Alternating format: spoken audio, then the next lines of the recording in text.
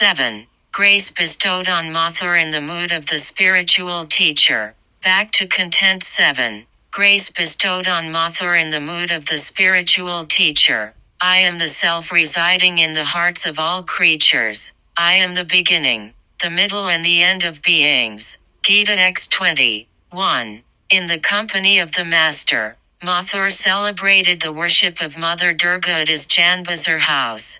There was great rejoicing that year on the occasion of the worship of Mother Durga at the Janbazar house of Mathur. 4. Although year after year the same indescribable bliss was shared by all, the old and the young, the ladies and gentlemen, here was something special this year at the time of the worship of the Divine Mother of the Universe. Father had graced the occasion with his holy presence, and had enhanced that bliss 1,000 times. There was, therefore, no limit to their rejoicings. Just as a child, beside itself with joy and free from fear, makes importunate requests to its mother and without a cause laughs, dances and does such other things before her, so did Father, the unique child of the Divine Mother, behave under the influence of his divine mood, incessantly experiencing the direct manifestation of the Mother in the image, and the image appeared to be living and smiling and to be made of light. Again, the manifestation of the Mother in that image and the manifestation of the same Mother in the Master's divine body and mind combined together to fill the atmosphere of the worship hall with an indescribable and indefinable divine presence, felt even by the dullest minds. This evident presence in the worship hall appeared to have illumined not only the hall, but the hearts of every member and every nook and corner of the entire house, and lent a unique beauty everywhere. And it could not but be so. For, just as the Rajasika devotion of the wealthy Mathur left nothing to be desired in the collection and arrangement of the material requisites of the worship, such as flowers, fruits, roots and sweets, the decoration of the image with valuable clothes and ornaments, and of the walls, doors and floors of the house with green leaves, flowers, flags and buntings, and the provision of musical instruments, such as flutes and the like. So again the divine spirit in the wonderful Master, penetrating all these inert material things, had indeed breathed a joyous life into them all. The calm beauty suggested by the ochre cloth of the austere monks in the sublime setting of the grand clumps of the evergreen deodars in the snow-covered Himalayas, the tender beauty of a beautiful suckling on the breast of a beautiful mother, and the wonderful glow that pure thoughts and sentiments produce in a beautiful face, had all combined together in the house of Mathur Babu. Need it be said that all these were due to the dawning of a unique good fortune on Mathur? Need it be said that the master of the house and his wife, in spite of their being busy in making proper arrangements for things pertaining to the worship, were constantly being filled with an indescribable bliss, and were feeling in their heart of hearts the grace and beauty of the holy atmosphere? The worship during the day came to an end. They just snatched a little time somehow to offer flowers with great delight at the holy feet of Father and of the Divine Mother, to the Master's Bhavasamadhi and personal beauty. It was dusk. Now the arati of the Mother of the Universe would begin. Father was then in the inner apartment and had completely forgotten his male body under the influence of a maddening spiritual mood. The only thought that expressed itself through his words and actions was that he had all his lives and throughout the ages been a woman companion of the Divine Mother. The Divine Mother was his life, his mind, his all in all. It was for the service of the Mother alone that he had assumed a body and was living his mode of life. The Master's face was brightened with spiritual emotion and love of the Mother, and his lips were beautified with a unique smile. His looks, the movements of his hands and feet, and his gestures resembled those of women. The Master was dressed in the beautiful silken cloth given by Mathur Babu, and he had put it on in the manner of a sari who would say that he belonged to the male sex. The beauty and complexion of the master at that time were so charming that they overflowed, as it were, all around.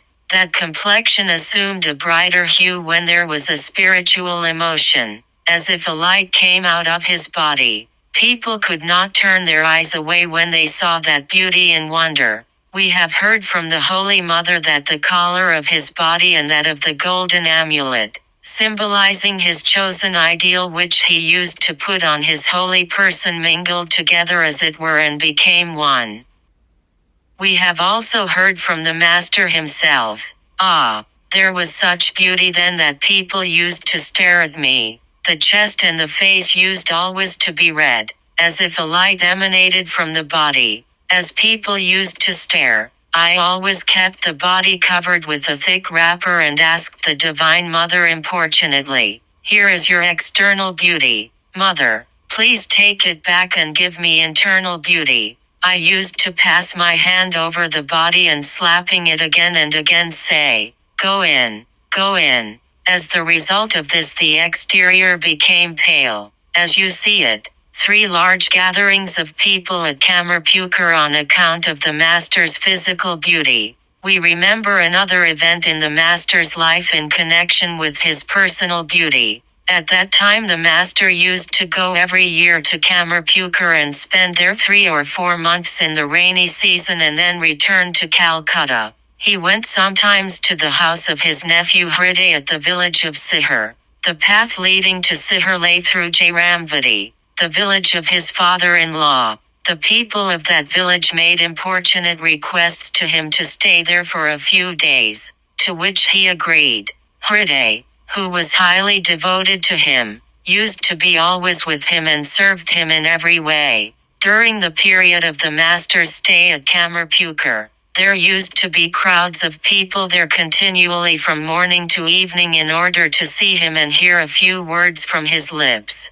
The women of the neighborhood finished sweeping and cleaning their houses very early in the morning and came with pitchers on their hips to take water home after their bath. And placing the pitchers on the bank of the Halder pond near the Master's house, they came to the Chatujai's house one and sat there. They spent an hour or so in talks with the Master and the women of his house and then went to bathe. That happened every day. And if sweetmeats or other special preparations had been made the previous night in their houses, they kept portions of them for him before using them themselves and took that opportunity to bring and give them to him, fond of merry-making. He sometimes said to them on seeing them come when it was scarcely dawn, "The Gopis met Sri Krishna at Vrindavan at various times in various ways."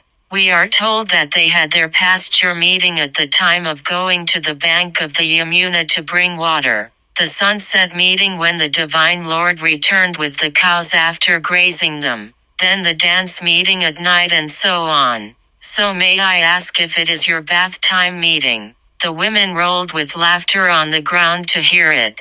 The men of the village came to the Master after the women had gone home to do their daytime cooking and other duties. They sat and talked with him as long as they liked. The women came again in the afternoon and some of the menfolk also came in the night. Again men and women from distant places came very often in the afternoon and returned before sunset. Thus there used to be gatherings of people like those during the car festival Ratha, and the swing festival Dolpur. An incident regarding the Master's personal beauty and his humility. Once there was a similar arrangement for his going to Jairamvati and Sihar from Kamarpukur. As the Master used constantly to be in ecstasy, his body became very soft like that of a boy or a woman. He could not travel even a small distance without a palanquin or a carriage. This was why a palanquin was brought for him to go to Sihar via Jairamvati. Hriday made ready to accompany him in a red silken cloth and with the gold amulet symbolizing his chosen ideal on his arm. He came chewing betel after his noonday meal to get into the palanquin. He saw there was a big crowd on the road near the palanquin. Men and women were standing all round. Surprised to see it, he asked Hriday, "What is such a big crowd for?" Hriday, for what else? You will go there today. They, showing the people, will not have an opportunity of seeing you for some time. This is why they all have come to see you, the Master, but they see me every day. Do they see anything new today? Hriday, you look very handsome when you are dressed in silk cloth. Chew beetle, and both your lips shine with a ruddy hue. That is why they want to see you. What else? The Master's mind was filled with an unprecedented feeling. He thought, Alice, they are all occupied with this ephemeral external beauty only and do not want to see him who is residing within. He had all along a sincere repugnance to physical beauty. It increased 1,000-fold by this incident. He said, What? Men to crowd thus to see a man. Hence, I will not go anywhere, for people will crowd thus wherever I go. At once he went direct to his room in the inner apartment of the house, took off his dress and sat down, worried and afflicted. Filled with humility, the Master did not go to Jairamvati and Sihar that day. Hriday and all others of the household exhorted him in various ways, but all efforts were of no avail.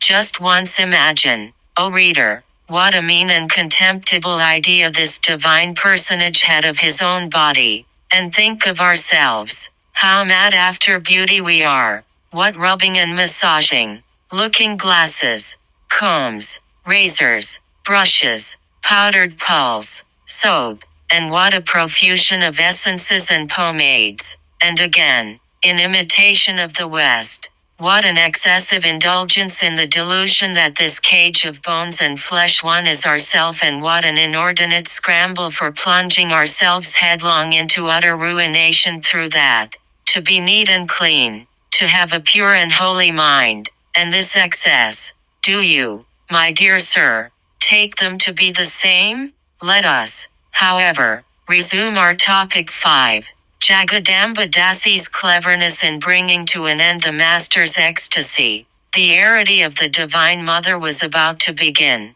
but that ecstasy of the Master did not come to an end. Srimati Jagadamba Dasi thought she would somehow or other bring the Master to normal consciousness and go to witness the arity with the other ladies of the house. But she was at a loss to know what she should do when she found that the Master's ecstasy did not end, and she did not think it reasonable to leave him alone and go. She deliberated. What shall I do? Once the arity music begins, anyone whom I might leave here to look after him would surely run to the worship hall there as fast as her legs would carry her. And father also cannot take care of himself when he is in the grip of spiritual emotions, thus devoid of normal consciousness. It happened once that he fell on a live charcoal and was not conscious of it.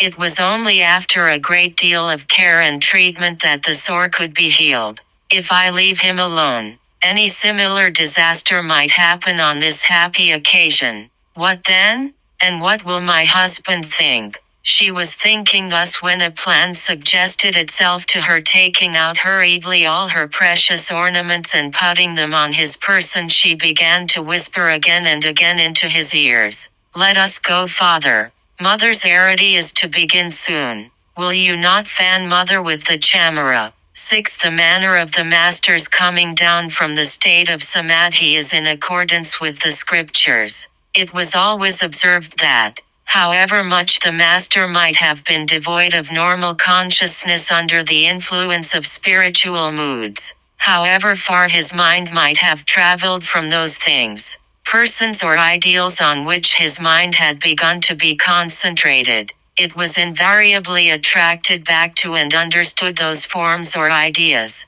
If the names or expressions connected with those ideas or forms were uttered into his ears a few times, that such are the nature and behavior of a concentrated mind is recorded briefly, if not at length, in the yoga scriptures of Patanjali and others.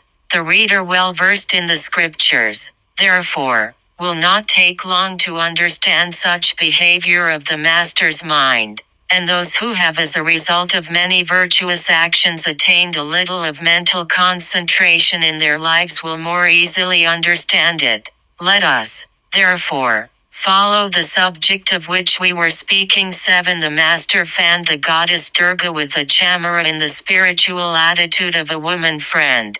The words of Jagadamba Dasi entered the master's ears, and immediately he regained his normal consciousness to a great extent, and beside himself with joy and partial consciousness, he accompanied her. No sooner had they arrived at the worship hall than the arati commenced. Surrounded by the ladies, the master began to fan the image with a chamara. The ladies stood on one side of the hall and the gentlemen, including Mathur Babu, on the other, and were all witnessing the arati of the Divine Mother. As soon as Mathur Babu's eyes fell on the ladies, he saw that a lady stood near his wife and was fanning the mother with a chamara, radiating wonderful beauty from her person, dress, and ornaments. Although he looked again and again, he could not know who she was. He thought at last that she might be a friend of Jagadamba, some rich man's wife who had perhaps come by invitation. The arati was over. The ladies saluted the Divine Mother, went back to the inner apartments, and were busy doing their duties. In that state of partial consciousness, the master went into the inner apartment with Mathur Babu's wife and came gradually to normal consciousness. He then took off the dress and ornaments, came out and sat with the menfolk and raising various religious topics. Charmed all by his lucid explanation and apt illustrations, 8. Unable to recognize the master in that state, Mathur asked his wife. A little afterwards, Mathur Babu went to the inner apartment on some business and asked his wife, in the course of the conversation, about the lady who had been standing near her and fanning the mother with a chamara at the time of the arati. Mathur Babu's wife smiled and said in reply, "Could you not know who she was? Father in ecstasy was fanning the Divine Mother thus. That is quite possible, for one cannot know Father to be a man when he puts on dress and ornaments like a woman." Saying so, she told Mathur Babu everything from beginning to end. He was very much surprised and said, "This is why I say, who is able to recognize Father even in trifling matters if he does not allow himself to be recognized? Don't you see? I could not recognize him today, though I see him and am with him for all the 24 hours. 9. Vijaya, the 10th day of the bright fortnight of the lunar month of Aswin, the 7th, 8th and 9th day of the fortnight passed in great joy. It was the morning of the 10th day Vijaya Dasami. The priest was hastily finishing the mother's brief worship of the day, for the looking glass had to be immersed one at the moment prescribed in the almanac. The image itself was to be immersed after sunset. There descended, as it were, a shadow of sadness over the minds of all the household of Mathur Babu, and there was a feeling of an indescribable, an undefined fear of an inevitable immediate separation from a very dear person. A penumbra of such sadness is always attached to even the purest bliss of this world. It is perhaps according to this law that the pain due to the separation from God is felt from time to time even in the life of the greatest lover of God. And even the hearts of strong people among us melt into tears when we go to immerse the image on the Vijaya day. The case of Mathur's wife needs no mention. Since the morning she had often been removing the tears from her eyes with the end of her cloth, while she was engaged in her duties. 10. Enjoying a divine bliss, Mathur was not conscious of the approaching moment of immersion. In the outer apartment, however, Mathur had yet no idea of the approaching moment. His heart was swelling with joy as before. Having brought the Mother of the Universe to his house and enjoying the blessed company and grace of Father, Mathur was experiencing a fullness of joy within himself and was forgetful of the outer world. Who was interested in what was to happen in the world?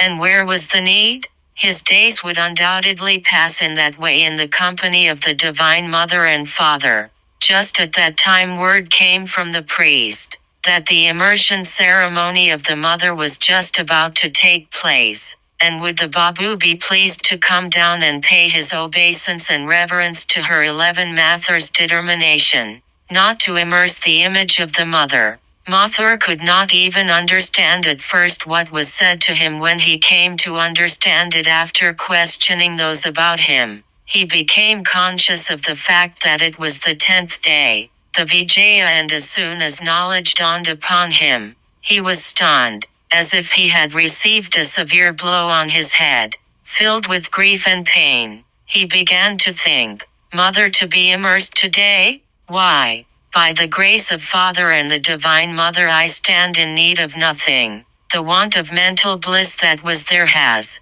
I feel, been removed by the holy advent of the Mother to my house.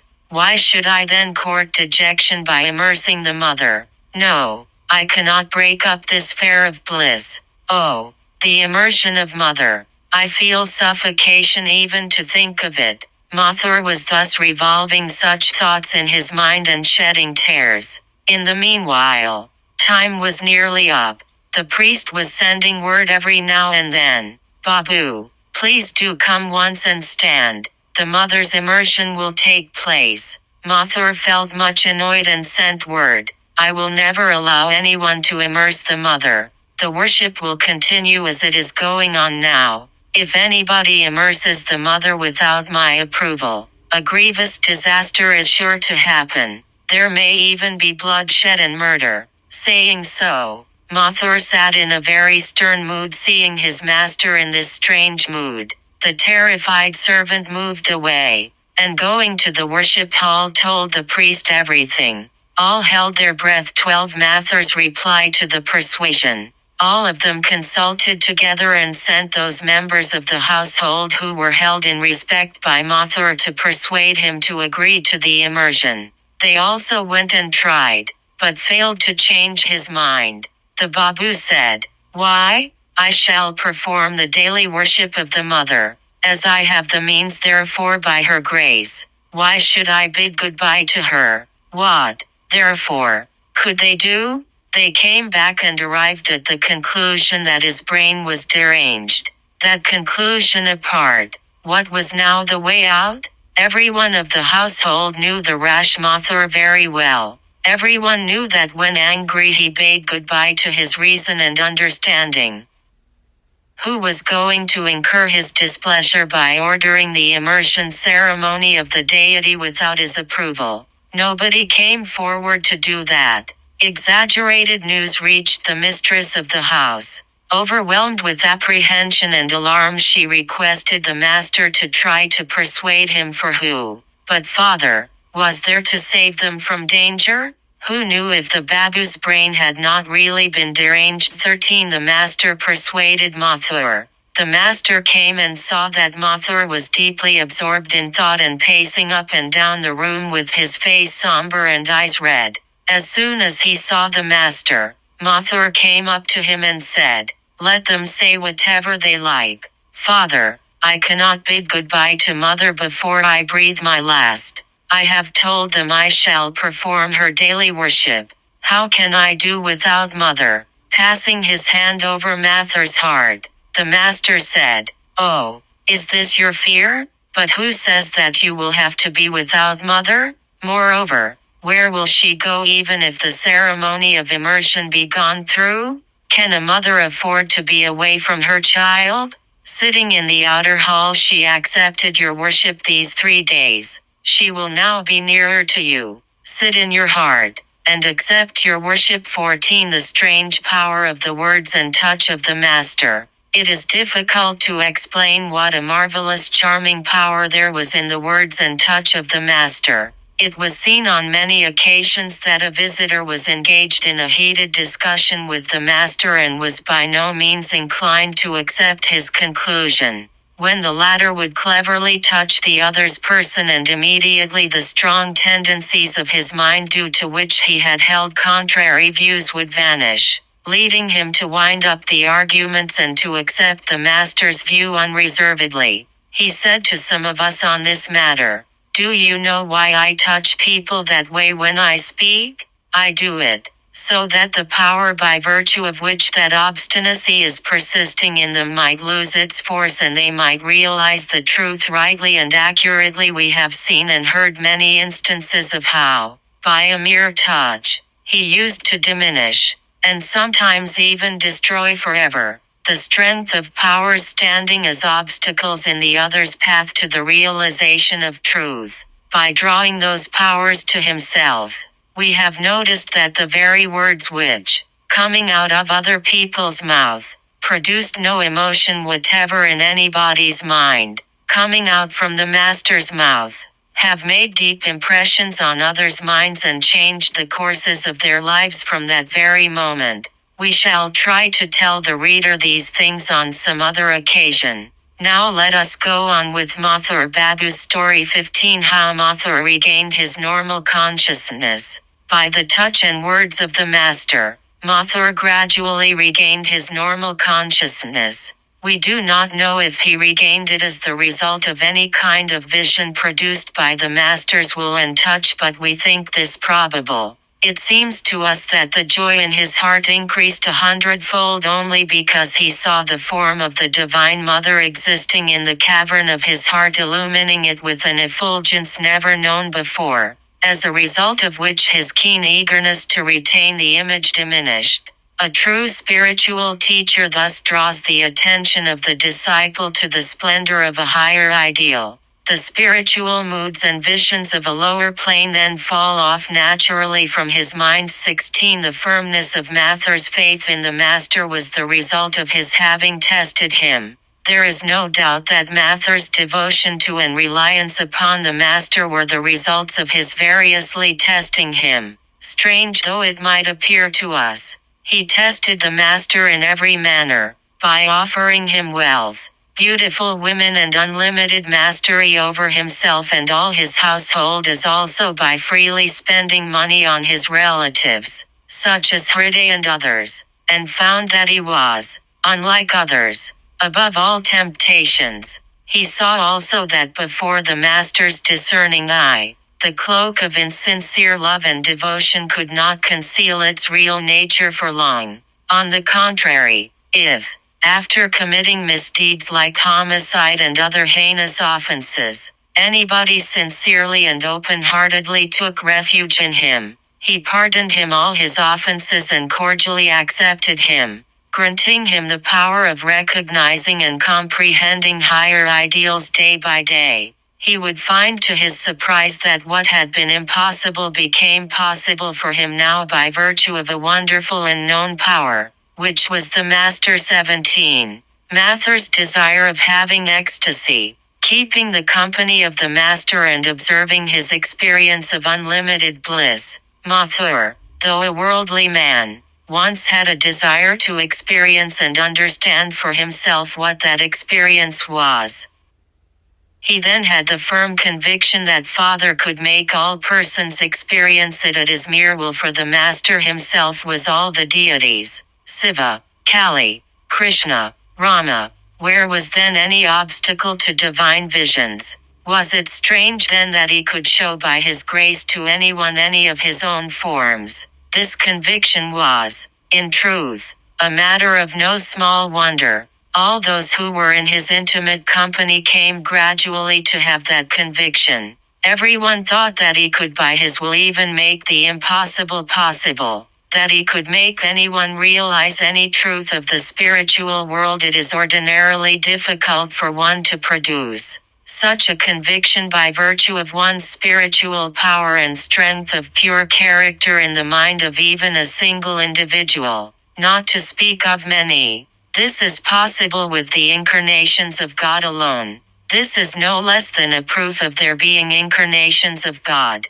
And they know that in the name of incarnations much perjury and knavery will prevail on earth, this realm of untruthfulness, craftiness and fraud, and proclaim solemnly to the effect, when I shall go beyond the ken of mortal eyes, many hypocrites will appear before you and say, I am an incarnation of God. I am the refuge and savior of weak mortals. Beware of them all. 1. 18. He prayed to the Master for it. As soon as Mothur felt that desire, he went to the master and said importunately, "Father, you must do something that I may have ecstasy." We confidently imagine that the master said to him what he used to say to all others on similar occasions. "Oh, it will surely come at the right time." Does a seed sprout into a tree as soon as it is sown, and can the fruits be eaten immediately? Why, you are all right. You are keeping a fine balance between God and the world. If you have those things, your mind will give up the world.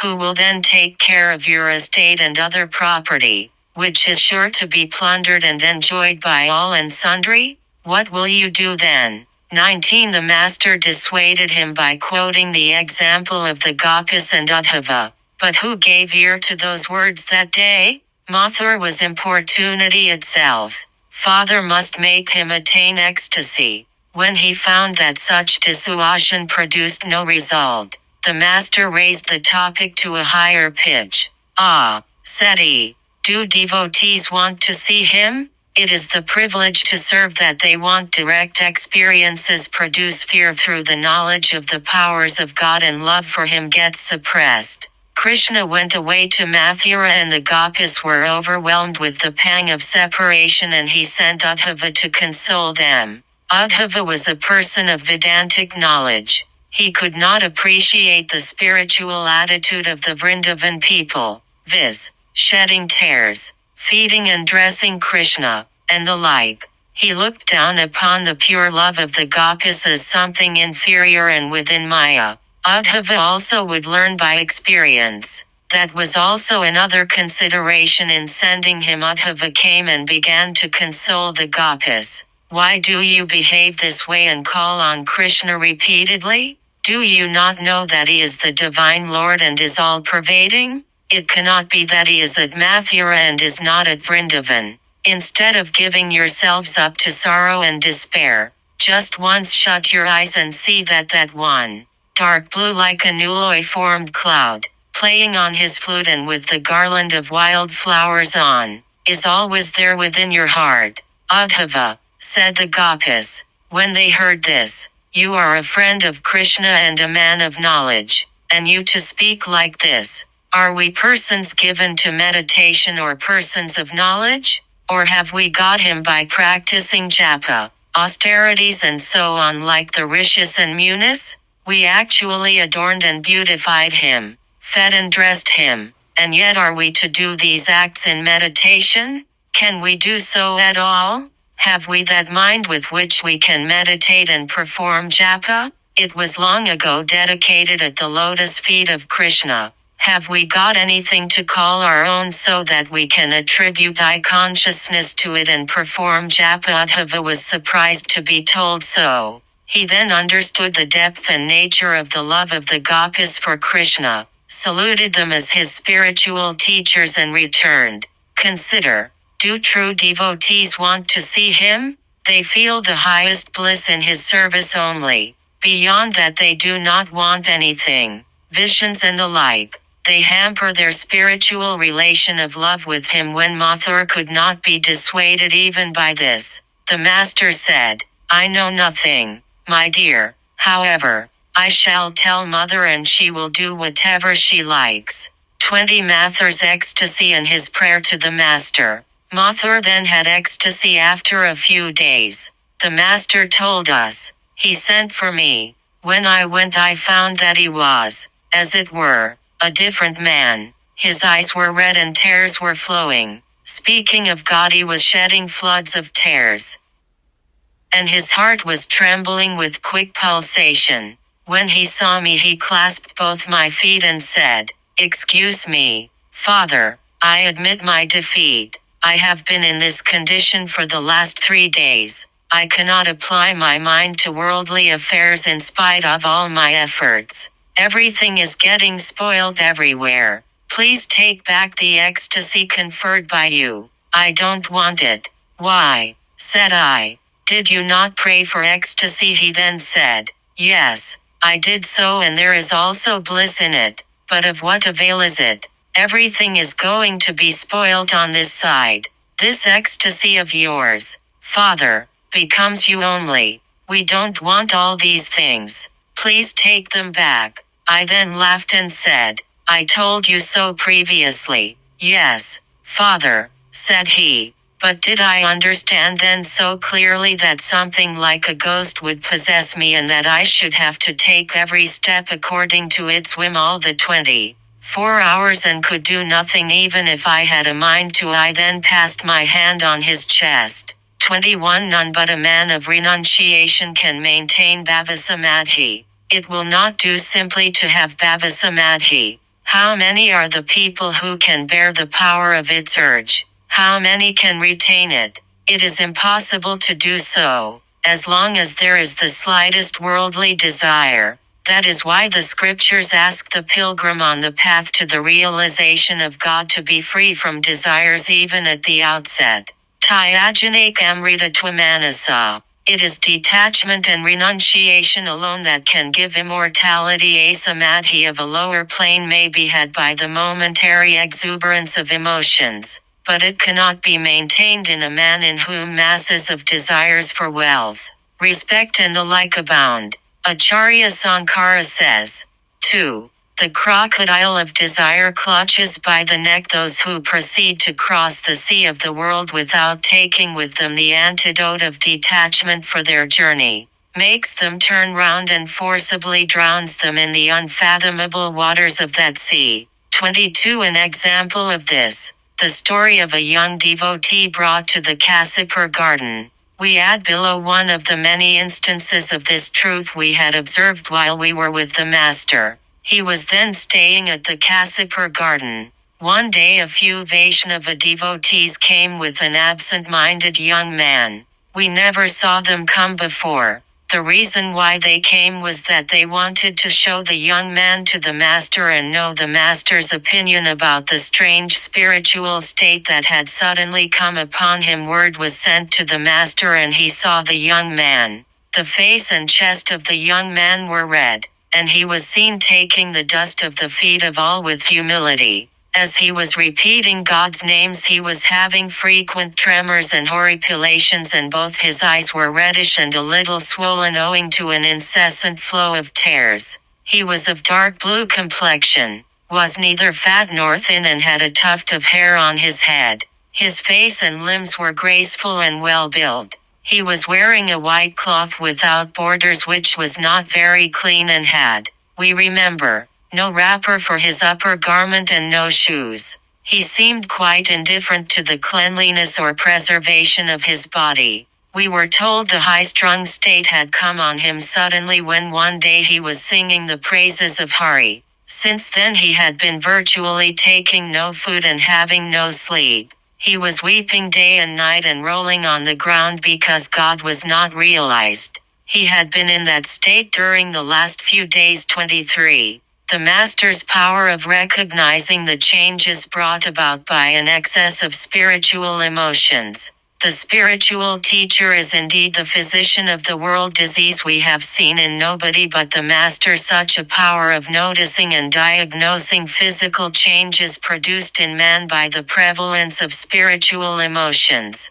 The spiritual teacher has been described in the Guru Gita and other books as the physician of the world disease. We did not at all understand that such hidden meaning was there in it before we had the blessing of meeting the Master. We had no notion of the fact that Guru was indeed the physician of mental diseases and could diagnose at first sight the modifications of the human mind due to the influence of spiritual emotions. What is more, if, from the reading of the external signs, the Guru finds them favorable, he prescribes methods following which the aspirants can scale higher altitudes of spirituality. And if he finds them unfavorable, he devises means which slowly remove them without harming the aspirants. It is only because we saw the Master doing this every day that we have a firm conviction on this matter in our minds. When Swami Vivekananda attained the Nirvikalpa Samadhi for the first time,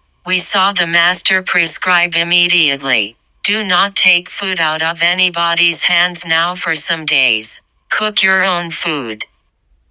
In this state one can at most take food out of one's own mother's hands. This state gets destroyed if one takes food out of anyone else's hands. But there is no such fear when afterwards it becomes natural. When he saw Gopala's mother suffering physically, on the increase of the affection of the humor of wind in her body, he said, "That windy humor of yours is nothing but the humor of Hari. What will you occupy yourself with if it goes? It must continue.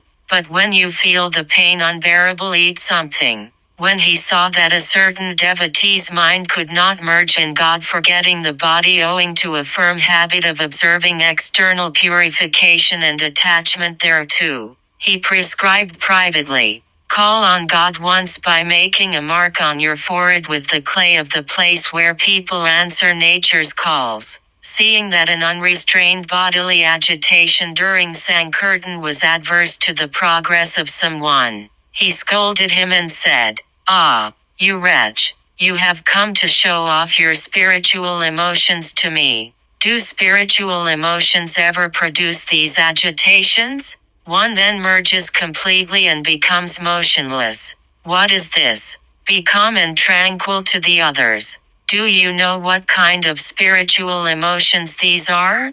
They resemble a chhatake, one of milk being boiled in a cauldron over the fire. One thinks it to be a large quantity, a cauldron full. You then take it down to find not a single drop there. The very little that was there has stuck to the sides of the cauldron." Perceiving the mental inclination of someone else, he said, "Enjoy to your heart's content, you fellow. But don't think that you do all these as acts of religion." 24. The Master's opinion on the condition of the young man. The moment the Master saw the young man, he said, "Ah, it is, I find, the commencement of the Madhyaradhavatu, but this state will not last. He cannot retain it. It is very difficult to retain this state as soon as a woman is touched lustfully. This spiritual mood will vanish. Be that as it may." The devotees who came felt a little consoled when they knew from the Master's words that the young man's brain was not deranged, and went back. A little afterwards news reached us that the Master's prediction was perfectly fulfilled. The young man had been overcome by the fateful calamity. He had ascended fortunately to a very high plane indeed, owing to the momentary excitement of Sankirtan. But alas, he came down to as low a plane owing to its reaction. Swami Vivekananda always favored devotion with discrimination and taught people to practice that kind of devotion lest otherwise they should fall victims to that danger. 25. The Master used to speak out every thought frankly to Mathuran. Always sought his advice. Just as there was nothing to be concealed by Mathura from Father, so Father always had, except at the time of ecstasy, an attitude towards Mathur like that of a child towards its mother or of a friend towards his friend, of speaking out everything, taking counsel, accepting advice cordially and depending on his love. We have already told the reader the scriptural statement that when a person ascends to the highest step of the supreme knowledge, he appears in the eyes of the ordinary people to be in the state of a mad person, or of a boy. What is more, as Sankara, the teacher adored by the world, has left behind him in his clear writings, such a person never loses his poise, whether he happens to be enjoying incomparable kingly wealth, or barely maintains himself by the food obtained by begging, having for his only possession a pair of kapinas to put on, whether he remains in a state which people in general regard as one of great misery or of happiness, always dwelling in the bliss of the self, he is absolutely content in the self alone. Sankara says, 1. A liberated person roams in the world sometimes like an ignorant man, sometimes like a learned one, and at other times again like one having the opulence of a king. He sometimes appears to be like one mad, and sometimes like one calm, quiet and intelligent. At other times again he is seen to be living like a boa, without asking even for the means to meet his daily needs such as food etc. Sometimes he is very much respected. In some places he is insulted and again in some other places he lives entirely unknown. He remains thus filled with supreme bliss, and steady under all circumstances when this is the case even with ordinary liberated persons. Is it anything more than expected that the supremely glorious incarnations of God remain steady under all circumstances and behave like children? Such behavior, therefore, of the Master with Mathur is not at all surprising, but it was not a small good fortune for Mathur to have been so intimately connected with the Master for such a long time. 26. How much the Master looked to Mathur's welfare. Ah, how sweet was the relation existing between Mathur and the Master.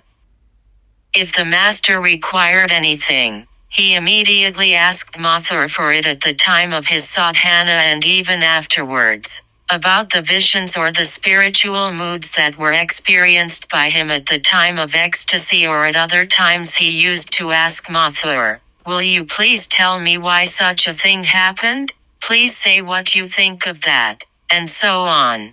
The Master kept an eye on Mathur's welfare, so that his money might be properly utilized, so that his money meant for the service of the deity might be spent for that purpose and thereby guests, poor people, holy men and others might be maintained and great merit, conducive to his good, might accrue to him.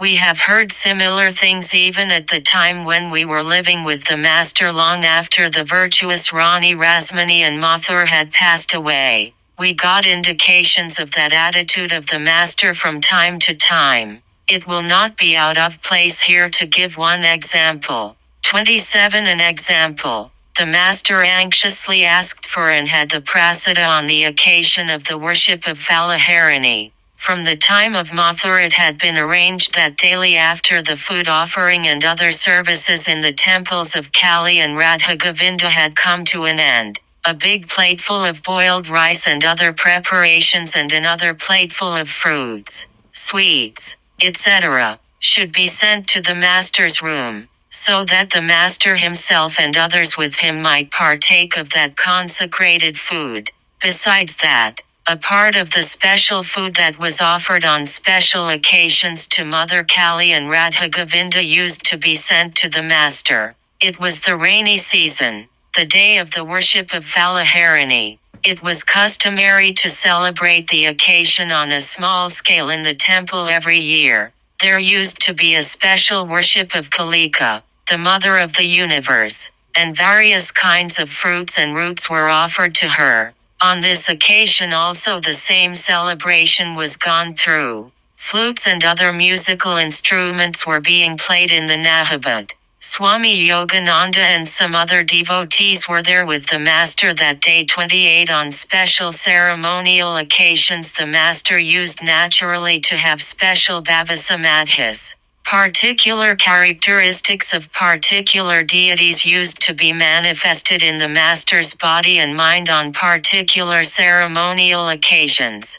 On Vaishnava occasions the characteristics of Vishnu and on Sakta days those of Sakti would be manifest. For example, on the occasion of the worship of Sri Durga, especially at the time of the juncture worship or during the worship of the Mother Kali, the Master used to feel identified with the Mother of the Universe, so much so that he used to be motionless and sometimes his hands would assume the gestures, like those of Kali, offering a boon and protection against all fears. Similarly, on ceremonial occasions like Janmashtami, the 8 Sattvika Vaishnava signs like trembling, horripilation, etc., were seen in him. So absorbed in the thoughts of Radha and Krishna would he be on those days. Again those spiritual moods used to come on him naturally, without any effort whatever. It was seen that just when on those occasions he became quite engrossed in diverse conversations with us and completely forgot that they were days of the special manifestations of God, his mind would suddenly withdraw from external matters and get identified completely with those aspects of the deity, as if some external power forcibly made him do it. At Shyampukur in Calcutta, we have seen many similar instances. Once, engrossed in conversation with a large number of men including Dr. Mahendralal Sarkar, the master suddenly entered into such an ecstasy at the time of the juncture worship of Sri Durga. Having then seen his luminous face beaming with that splendor of smile, who would say that he had any illness or he was the same person with the pale face, indicative of the suffering from illness, seen a moment ago? There was a similar manifestation of a mood in the master's body and mind that day, the day of the worship of Valaharini. Sometimes filled with bliss, he, like a boy of 5, danced, and sang Mother's name. All were charmed, gazing at the unprecedented beauty of his face. They were, moreover, experiencing in their hearts various wonderful divine emotions by virtue of the company of the God-man. The night came almost to an end when Mother's worship was finished, so nobody could take any rest. It was dawn. The next morning, at about 8 or 9, the master saw that the fruits etc., offered to the deities that were to reach his room had not yet arrived. He called his nephew Ramlal, the priest of the Kali temple, and asked him the reason, but he could not say anything. All the offered articles, said he, have, as usual, been sent to the chief officer at his office.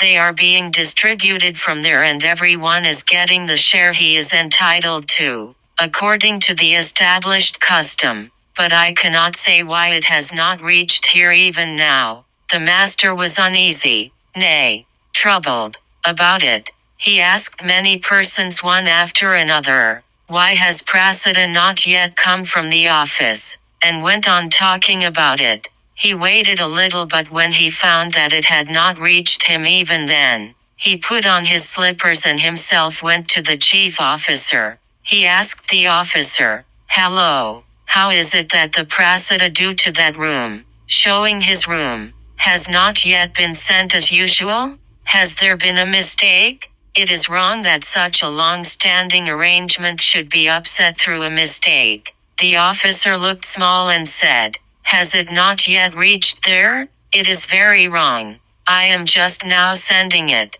29. What Swami Yogananda thought when he saw the master thus demanding and receiving prasada. Swami Yogananda was then a boy. He was of course a little proud as he was born in the ancient and respectable family of Savarna Chaudhuris. The chief official, other officers, priests and others of the temple did not count at all in his estimation, but he had completely surrendered himself at the holy feet of the master on account of the latter's disinterested grace and love, and his home being adjacent to Rasmani's garden, it was convenient for him to visit the master daily. And how could he refrain from visiting? For the strange attraction of the master took him by force, as it were, to him at the fixed time every day. But was it possible for him to be familiar with the people of the temple only because he had respect for the master? So, when he found that the master was anxious to know the reason why the fruits, roots and the like offered to the deities had not been sent, he blurted out, "What does it matter if they don't come? Ah, how precious the articles are. These things again never suit your stomach. You take nothing of these. Under such circumstances is there any harm if they are not sent at all?" But the master had not at all given ear to what he said and had gone in a short time to ask the chief officer for the reason. Yajin then thought, how strange, why is he so anxious today about those trifling fruits, roots and sweets? Why is he in this state of mind today? Whom I never saw agitated under any circumstances when after a good deal of reflection he could not find out any special reason whatever for it. He came at last to the conclusion, "Oh, I see it now. It is the family tradition that tells, whether he be the Divine Lord himself or any other great personality, He is born in the family of priests accustomed generation after generation to bundle rice and plantain. Will not a little at least of the tradition of that family cling to him? What can it be but that? He never feels uneasy about matters of great concern, but he has become so restless about this trifling matter. If that were not the fact, why is he so anxious for those things which he will not eat or otherwise use himself? It cannot but be the habit inherited from his ancestors. 30. The master gave the reason why he did so. Yajan, or as he was afterwards known, Swami Yogananda, had arrived finally at that conclusion when the master returned and said to him, "Do you know why I did so? Rasmani has bequeathed so much property that holy men and devotees may get prasada after the articles of food have been offered to the deity. It is the devotees, coming here to know God, who eat the articles offered to the deity. That answers the purpose of Rasmani's gift. But do you think that what they, the priests of the temple, take away are utilized in the same way? They sell the rice for money. Some of them again keep prostitutes. They take these fruits etc. and feed them. I fight so much only in order that a little at least of Rasmani's intentions might be fulfilled." Swami Yogananda was surprised to hear it and thought, "Oh, such is the hidden meaning even of this act of the master." 31. The wonderful relation between the master and Mathur. Ah! What a sweet relation the master thus established with Mathur. It is very clear that by virtue of the motiveless grace of the master, Mathur's love was so intensified that father became his very life. Besides that, it was his behavior like that of a boy, which attracted Mathur in no small measure. Who is there, whose mind is not attracted towards a boy inexperienced in everything of the world? Is there anyone who, being near him, does not keep an eye of concern on his sweet motiveless movements and go forward to protect him lest he should be harmed in the excitement of play? And, again, there was not the slightest artificiality in the boy-like behavior of the master. When he was in that mood, he was felt to be a boy really incapable of protecting himself. Is it, therefore, strange that there naturally arose in the powerful, vigorous and intelligent Mathur an effort to protect him in all circumstances?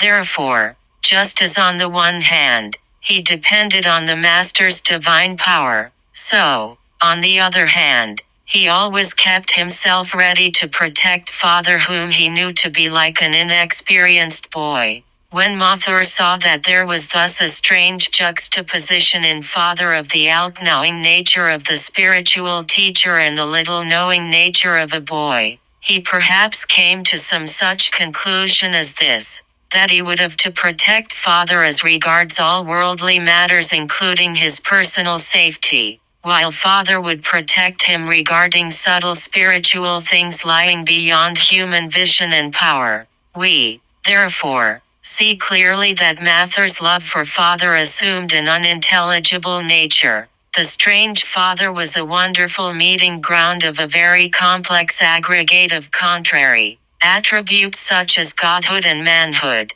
all knowingness and little knowingness. Although father, established in Bhavamukha with his hands in the posture once symbolic of bestowing boons and protection from fear, was the chosen ideal of Mathur, the latter had, however, sometimes to divert and console the very father in his childlike mood, who was then an embodiment of simplicity and dependence. 32. How Mathur consoled the master by speaking of the worm-generating lust. The love of Mathur for him endowed him with the power of providing plausible explanations for all the queries and doubts of father. One day father went out suddenly when he was talking with Mathur and returned with a sad face. He then asked Mathur, "Will you please tell me what this disease is? I saw a worm going out from my body with the urine. Nobody, I am sure, has such worms within his body. What is it that has happened to me?" The very father who perhaps, a little while ago, was charming everybody with wonderful explanations of the hidden spiritual truths, was now beside himself like a boy with causeless anxiety, depending wholly on Mather's intelligence and words of assurance. No sooner had Mather heard this than he said, "It is very good, Father, that it has happened so. Every one has a worm that generates lust in his body. It is this lust worm that produces various bad thoughts in him and makes him commit evil actions. That lust worm has left your body by the grace of the Mother. Why are you so uneasy about it?" As soon as Father heard it, he was consoled and said, "Ah, you are right. How lucky it was that I asked you." Saying so, he expressed his joy like a boy. 33 The Master spoke to Mather on the coming of his inner circle devotees. "You see," said Father one day in the course of conversation to Mather, "Mother has shown and convinced me that there are many devotees of mine who are to form an inner circle. They will all come and hear and know of God from here and will have direct knowledge of Him, realize Him, and be blessed with divine love and devotion.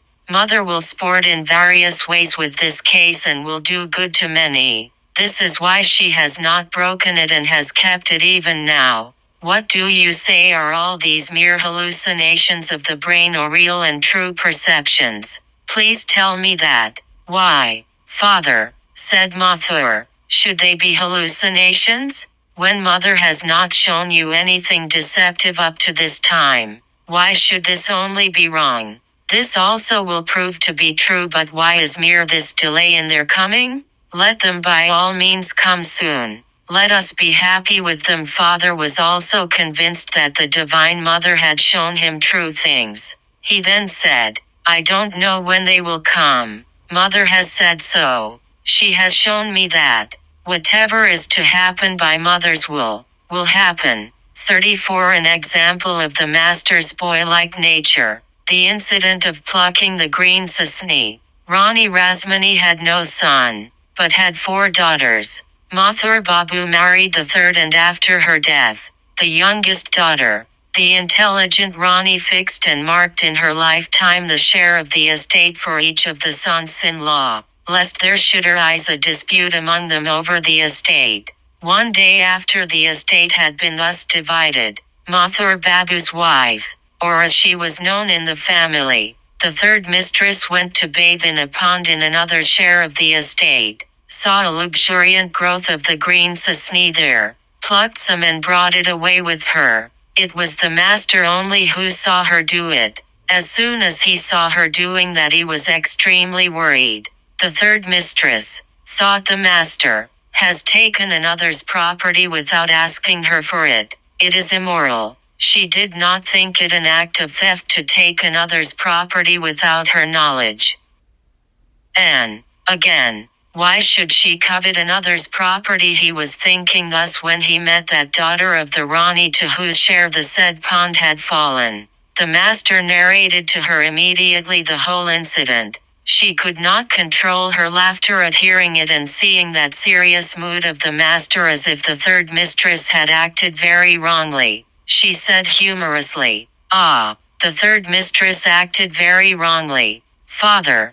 Just at that time the third mistress also happened to come there. She also said jokingly, when she knew the reason of her sister's laugh, "Father, is it proper for you to expose me? I stole the green and secretly took it away lest she should see it. You have thus put me out of countenance." Saying so, the 2 sisters raised a roar of laughter. The Master then said, "I don't know your worldly ways, but when the property has been divided, it is not good to take anything without the knowledge of the owner. This is why I told her all this, so that she might know it and settle matters as she liked." The daughters of the Rani began to laugh all the more at his words, and thought how frank and naive Father was. 35 Mathur took refuge in the Master in times of worldly dangers. An example. On the one hand, Father had such a childlike nature depending on Mathur. On the other hand, When there was a fight with cudgels between two parties and there was a murder committed at the orders of Mothur during a quarrel with another landlord, and Mothur was in great danger, and came and said importunately, "Save me, father." Father grew angry at first and scolded Mothur much. "You wretch," said he, "you will create an affray every day and come and say, 'Save me.' What can I do? You wretch? Go and suffer the consequences. What do I know?" Then on account of his importunities he said, "Well, whatever is to happen by Mother's will happen."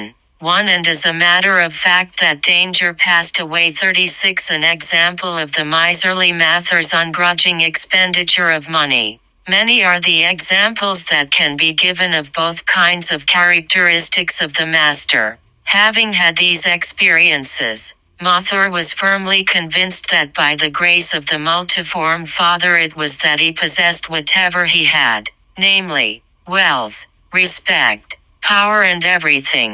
Therefore there is nothing to be surprised at in the royal honor that Mothur paid to the master, as an incarnation of God, and unflinching devotion to and steadfast faith in him. The extent of worldly men's devotion is gauged by the amount of money they spend for the objects of their devotion.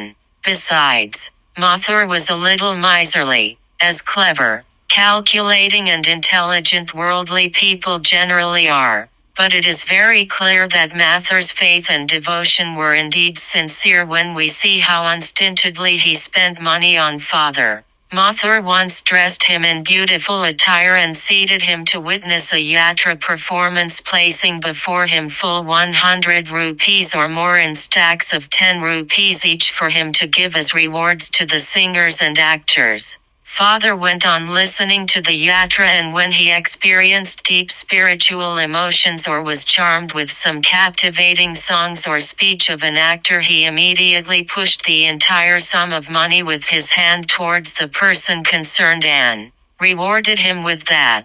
Mothur was not at all annoyed at it. He expressed his joy, saying, "A reward just befitting the high mind of Father." He placed stacks of coins over again in similar rows before him. How long could that money last with Father, who had become established in Bhavamukha and had always been absolutely free from covetousness owing to his conviction? Money is earth, earth is money. Beside himself with the overwhelming inebriation of the divine emotions, he would give away once more the whole amount at once. Afterwards, finding no money near him, he took off the shawl from his person and the highly precious cloth put on by him and gave them away, and remained motionless in samadhi in the garment of divine consciousness. One only, Mothur, filled with bliss, thought that his money had been put to its proper use and began to fan him. 37 Other illustrations. Many are the examples of the liberality of the miserly Mothur in connection with the master. He took the master with him when he made his pilgrimage to Kashi, Vrindavan and other holy places. At Kashi he obeyed his words and like a wish-fulfilling tree made free gifts. He gave to everyone whatever necessary articles were asked for. He requested the master to ask for something at that time, but the latter could find nothing of which he was in need. He said, "Give me a water pot, Kamandalu." Mothur's eyes were wet with tears to see his spirit of detachment. 38 Mothur served the poor at Vaidyanatha at the wish of the master. The master's heart was filled with compassion to see the poverty and misery of the village people when going through a village near Vaidyanatha at the time of his pilgrimage to Kashi, Vrindavan and other holy places with Mothur. "You are," said he to Mothur, "but a manager of Mother's estate. Give these people sufficient oil to cool their heads and a piece of cloth to each and feed them to their fill once." At first Mothur was a little hesitant and said, "Father, the pilgrimage will require much money and they are, I find, many. I may later be in want of money if I begin to do all that. What do you advise under these circumstances?" But who gave ear to it? There was an incessant flow of tears from the master's eyes to see the misery of the villagers, and his heart was filled with an unprecedented compassion. You wretch! I will not go to your Kashi. I will remain here with them. They have none to call their own. I will not leave them behind and go. Saying so, he became obstinate like a boy and went and sat down amongst the poor people. Seeing such compassion in the master, Mathur had cloth brought from Calcutta and did as father asked him to do. Beside himself with joy to see the villagers happy, father also bade goodbye to them and started gladly with Mathur on his journey to Kashi. We are told that the master went on another occasion with Mathur to a certain village in his estate near Ranaghat, where he was seized with a similar compassion to see the miserable plight of the villagers, and he made Mathur do likewise once again. 39. The relation of the master with Mathur was determined by Providence. The master spoke of Mathur's next birth, as he had a desire for enjoyment. Identified with the divine consciousness and power as the spiritual teacher, the master bound Mathur to himself forever in a sweet relationship. Such unprecedented relation with Mathuranath was the mature result of the master's prayer to the Divine Mother at one time during his sadhana under the influence of a sudden strange mood. He had prayed, "Mother, do not make me an austere sadhu. Keep me enjoying the necessities of life." 4. As the result of that prayer, the Divine Mother showed him 4 persons, the suppliers of provisions, who had been sent with him into the world for the maintenance of his body by providing for the necessities of his life. And Mathuranath was the first and the foremost of them. Could this relation remain unimpaired for so long a time if it had not been determined by Providence? Alice. O world! How many such pure and sweet relations have you seen so far? And alas, O desire for enjoyment, with what an adamantine chain have you bound man! Although we have seen and established our relationship with such a wonderful master, of a pure, awakened and free nature, a veritable image of selfless love, our minds even now cast a longing, lingering look at lower objects. While one day a friend was listening attentively and with amazement to the story of Mathuranath from the master himself, thinking of Mathur's great good fortune, the friend asked him, "What has happened to him, sir? After death? It is certain he will not have to be born again." Question. So, the master answered, "He must have taken birth as a king somewhere, for he had the desire of enjoyment." Saying so, he immediately started another topic. Footnote 1. The house of the master was so called because of their family surname, Chattopadhyaya or Chattaraya, or colloquially Chatterjee or Chattoji. Tr1. The master referred to the body by this expression.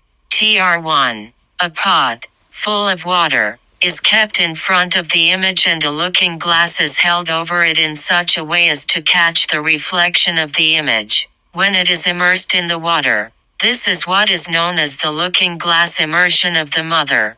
Tr1. Matthew 24, and 23-26. 1. Kaivalya Upanishad. 1.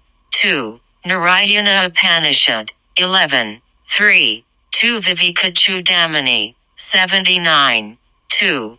The Vaishnava literature has called that ecstatic mood of spiritual love the Madhyaradhava, which was seen in Radharani at Vrindavan in its fully developed stage with all the 19 modifications, classified into 8 groups and named as the 8 Sattvika modifications, e.g., laughing, weeping, tears, tremor, horripilation, sweating, fainting, etc. The culmination of this Madhyaradhava is known as the Mahadhava or the Great Mood. It is in this stage that all the 19 physical modifications mentioned above are manifest fully, all owing to a superabundance of love for the Lord. It is said that ordinary mortals, even when perfected, cannot reach that dizzy height. It is possible for the divine incarnations only. 1. Vivekachudamani. 542. 1. As he was then feeling himself identified with the Kali form of the Divine Mother, TR1, i.e., stark naked, from the ordinary plane of consciousness, TR1. This is an expression of his assent to a request, TR.